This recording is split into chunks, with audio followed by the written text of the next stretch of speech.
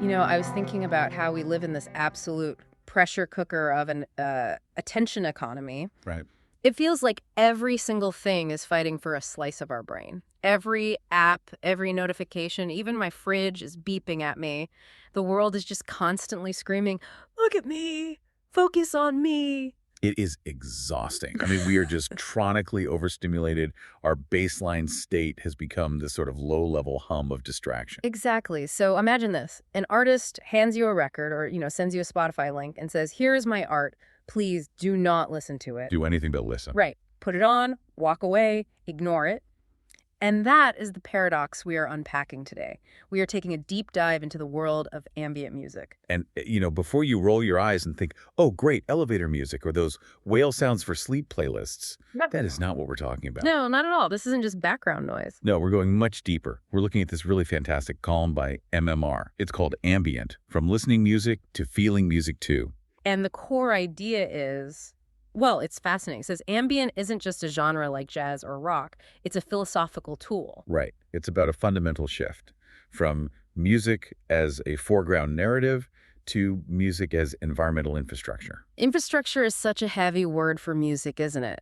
But the deeper I got into these notes, the more it just clicked. It's like the plumbing or the lighting of our lives. Yeah. So our mission today is to trace that evolution. We're going from these eccentric French experiments in the early 1900s through Cold War anxiety, all the way to the digital anxiety of today. And the central question is really, how did the quietest, most passive form of music become maybe the loudest cultural statement about how we live? So let's start at the beginning, or I guess with the atmosphere that created the beginning. The source material paints a pretty stark picture of the post-World War II world. Context is everything here, yeah. You have to understand the noise. The mid-20th century it was an era of unchecked acceleration. Urbanization, industrialization. The mechanical roar of the rebuilding world. And for the first time in human history, silence wasn't the default state of nature anymore. It became a luxury good. Wow. Silence as a commodity. Something you had to buy or, travel great distances to find. And when something becomes scarce, artists start to react to it. They stop trying to compete with the noise because you can't win. Exactly. You can't win. So you start trying to frame it instead. Yeah. And the first person to really articulate this whole mindset was Erik Satie. I love Satie. He's such a character. Yeah. And he comes up with this term that is just, it's one of the best ever. Musique d'ameublement. Furniture music. It sounds like an insult. If I told a musician today, hey, your album is great furniture, they'd probably throw a drink at me. It definitely wasn't a compliment in the traditional sense, but for Satie, it was a radical disruption of the ego. I mean, think about a chair in your living room. Okay. You don't walk in, sit on the floor in front of the chair, stare at it for 40 minutes, and then clap. I mean, I hope not. You use it, it supports you, it defines the vibe of the room, but it doesn't demand your conscious attention. And Satie wanted music to do the exact same thing, part of the wallpaper. He did. There's a famous story where he premiered some of this music at a gallery. The patrons started to stop talking and listen. Oh, no. And Satie literally ran around the room shouting, "Keep talking, walk around, don't listen." He was trying to deprogram the audience. He was saying, I am not the main character. The room is the main character. Which brings us to the guy who took that idea and just, pushed it off a cliff. John Cage. Right. You can't talk about ambient without 4/5/3/3, the famous silent piece. See, I have to stop you there because that's the biggest misconception, and the source material is really clear on this. It wasn't about silence. Explain that. Because to the average person, a pianist sits at a piano and doesn't play a single note for 4.5 minutes. That sounds like silence. It's only silence if you think the only sound that matters is the piano. Gage's point was that there is no such thing as silence. During that premiere, you could hear the wind in the trees outside. You heard rain starting to hit the roof. You heard people shifting uncomfortably, coughing, whispering, getting angry. So the audience and the building, they became the orchestra. Precisely. Cage was reframing the environment itself as the composition. He was saying the world is already making music, you just aren't listening to it as art. That's the foundation of ambient right there. It is. It's the acceptance of environmental sound as a valid musical texture. And while Cage is doing this high-level philosophical stuff, the technology is actually catching up. The notes mention musique concrète. This is so crucial. Before this, sound was fleeting. You played a note, it vanished. Hmm. But with magnetic tape, suddenly sound became a physical object. You could hold it in your hand. You could cut it with a razor blade. You could loop it. People like Pierre Schaeffer in France were recording trains, city noises, birds, and then just manipulating them. So this wasn't just recording a performance. This was taking reality and sculpting it. Exactly. They were separating the sound from its source. A train whistle, if you slow it down 800%, doesn't sound like a train. It sounds like a massive, ghostly drone. And that's the sonic palette of ambient being born. Yes. Building new worlds out of the scraps of the old one. Okay, so we have the philosophy furniture music and we have the tool tape. But it feels like it didn't really come together as a genre until the 1970s. The 70s were a heavy time. The source really emphasizes this. You had the hangover from the 60s counterculture, which had kind of imploded. Right. The end of the Vietnam War, the oil crisis, political instability. People were burnt out. There was this huge collective cultural exhaustion. And when people are exhausted, they turn inward. This is the rise of New Age thought. Right? Exactly. The demand for inner peace and meditation just skyrocketed. People didn't want to be challenged by their music anymore. They wanted to be held by it. And into this void steps Brian Eno. The man who finally put a name to it. He didn't invent the style, but he codified it.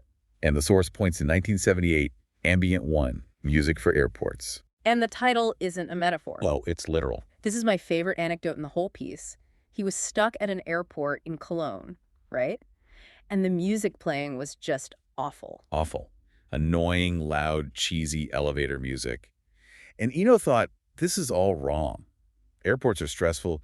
You're anxious. You're tired. The lighting is harsh. The music shouldn't be trying to cheer you up. It should be trying to calm you down. He realized airports needed a totally different sound, something to diffuse the tension. He called it urban spatial art. Yes. And the definition he gave in the liner notes is still the gold standard. He said, ambient music must be ignorable as well as interesting. So it can accommodate many levels of listening attention without forcing one on you. That's the infrastructure idea again. It's like good architecture. You don't notice the HVAC system, but if the temperature is wrong, you notice immediately. A perfect analogy. Eno was designing the temperature of the air, but with sound. And this brings us into the 1980s, where the sound changes completely because the machines change. We move from tape loops to synthesizers. The notes mention two specific pieces of gear, the Yamaha DX7 and the Roland Juno 60. Why do the specific models matter so much? It's all about the texture of the sound, which dictates the feeling. The Yamaha DX7 used FM synthesis, which creates these very crystalline, glass-like bell tones. Okay, so that's that icy, futuristic 80s sound. Right. Cold, clear, precise. Then you have the Roland Juno 60, an analog synth. It's famous for its pads, these warm, thick, sustained chords that just float. The warm blanket. The warm blanket. And when you combine those two textures, the crystal clarity and the warm blanket, you get the classic healing sound of 80s ambient. And this is where the article says ambient moved from the museum to the living room. It wasn't just for art school anymore. No, it was mass market relaxation. You had records like Harold Budd and Brian Eno's The Plateau Mirror. New Age sections started popping up in record stores. It was functional music for the masses. Music for yoga, music to fall asleep to. But then, the 1990s happen. And if I think of 90s electronic music, I am not thinking about relaxing. I'm thinking 140 BPM, glow sticks, whistles, and aggressive techno. The rave scene. Right. So how on earth does the loudest, fastest, most intense subculture on the planet end up embracing the quietest genre? It's simple physics. For every action, there's an equal and opposite reaction. It's a chill-out room. The chill-out room. The promoters realized if you have people dancing to intense industrial beats for 6 hours straight, they're going to burn out. They needed a sonic antidote. A place to decompress. So they set up these secondary rooms playing ambient music. And that context changed the music. It wasn't just furniture music for a quiet Sunday. It was lounging gear for a psychedelic experience. It brought this new, darker, weirder energy to the genre. We're talking about artists like the Orb Aphex Twin. Selected Ambient Works 8592 by Aphex Twin is the Bible here. And the source notes, they were using samplers like the Akai S1000 and drum machines. But they were being subversive with them. Totally. Stripping the drums out or slowing them down until they were just these unrecognizable textures, drowning them in reverb. They bridged the gap between environmental sound and beat culture. It made ambient cool. It wasn't just for your hippie aunt anymore. It was for the kids coming down at 4 a.m. It legitimized it as a counterculture, not just a wellness tool. Which brings us to the 2000s and today. And the source takes a bit of a darker turn here. It links modern ambient directly to anxiety. It's the post-9/11 shift. The world felt unstable. The internet started speeding up the news cycle into this 24/7 barrage.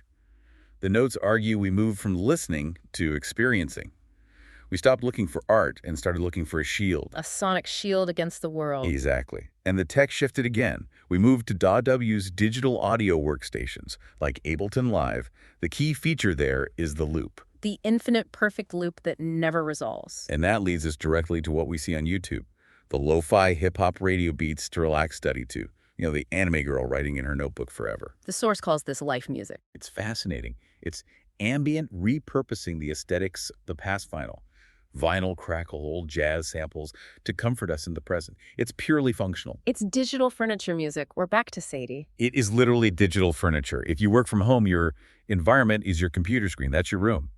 Ambient music is the decor for that digital room. It humanizes the machine. There's also a really interesting cultural spotlight in the notes on Japan. Apparently, Japanese ambient from the 80s is having this huge global moment right now. Oh, massive. Artists like Hiroshi Yoshimura, his albums Green or Music for 9 Postcards, they're exploding. And the source argues it's because of these specific Japanese cultural concepts embedded in the sound, specifically The concept of negative space, right? the gap between things. Yeah. In Western music, we tend to fear silence. We want to fill every single space. But Yoshimura's music honors the gap. It's uncrowded. It's breathable. Which sounds incredibly appealing when your actual life feels crowded and unbreathable. Exactly. We're craving that space. There's also wabi-sabi, the acceptance of imperfection. You hear it in the tape hiss, the slight wobble of a synth. It feels organic and human in a way that polished pop music just doesn't. The notes also mention Ryuichi Sakamoto's later work, Async. A masterpiece. He was recording rain on a tin roof, footsteps on dry leaves, and weaving them into the composition. It completely blurs the line. Is it music? Is it a field recording? It doesn't matter. It's a feeling. So we've established that ambient has soaked into our headphones. But the source goes a step further and talks about applications beyond music. This is where the infrastructure argument really lands. Look at cinema. The notes mention 2001, A Space Odyssey. Right. That uses Ligeti's atonal choral music. Yeah. It's not a song. It's the texture of terror. It tells you viscerally that you're in the void of space. Or Blade Runner. Vangelis, the score is the city. The rain, the neon, the synth drones, they're all one thing. You turn off the sound, the city loses its humidity. And it's not just movies, it's real architecture. The source talks about soundscapes. Architects are now hiring acoustic designers. Wait, so they're designing how a building sounds, not just how it looks. Yes. If you're building a hospital, you don't just want it to be clean, you want it to sound healing. You want to mask the beeping machines and the squeaking shoes. You want a sonic environment that lowers cortisol. That makes so much sense. A noisy hospital sounds like chaos. Exactly. Or a city plaza. How do you use water features to turn a chaotic intersection into a place where people want to sit?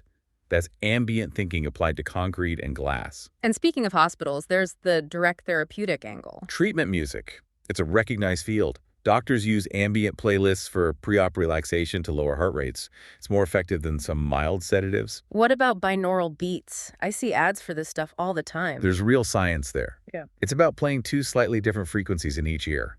Your brain creates a third phantom beat, which can encourage your brain to shift into different wave states like alpha for relaxation. It's basically biohacking with sound. So we've gone from Satie making a joke about furniture music to doctors prescribing frequencies to hack our brainwaves. It's an incredible trajectory. So let's pull back.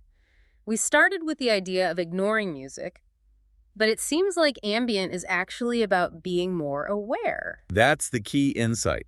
Ambient music proves that sound is more than entertainment. It is our environment. We spend so much time designing our visual world, the paint, the couches, the lighting. We need to design our audio environment too. Exactly. Whether it was Eno trying to fix an airport, or a raver trying to survive the come down, or an office worker trying to focus, the goal is always the same. To create a space where we can function, a pocket of silence in a noisy world. It's the necessary counterbalance to modern life. Without it, the noise would just consume us. Well, this has been a really eye-opening look at a genre I think a lot of us take for granted. But before we sign off, the source left us with a pretty provocative thought about the future. It did. It mentions the metaverse and virtual reality. And as we move into those spaces, VR, AR, we're entering worlds with no physical atmosphere. There's no winds in the metaverse, no distant traffic. It's a vacuum, So silence there is actually dead silence. True digital zero. which is incredibly unnerving for humans. It feels like being dead. We need that background noise to feel anchored. The source suggests ambient music will become the environmental infrastructure of those virtual worlds. It won't be a playlist you choose, It will be the simulated atmosphere. meaning ambient music will be the air we breathe. In a digital world, sound is the only air there is. Wow. That is both beautiful and slightly terrifying. Something to chew on the next time you put on those headphones to block out the world. You aren't just listening to music, you're building a shelter. Thanks for listening to this deep dive. Stay curious.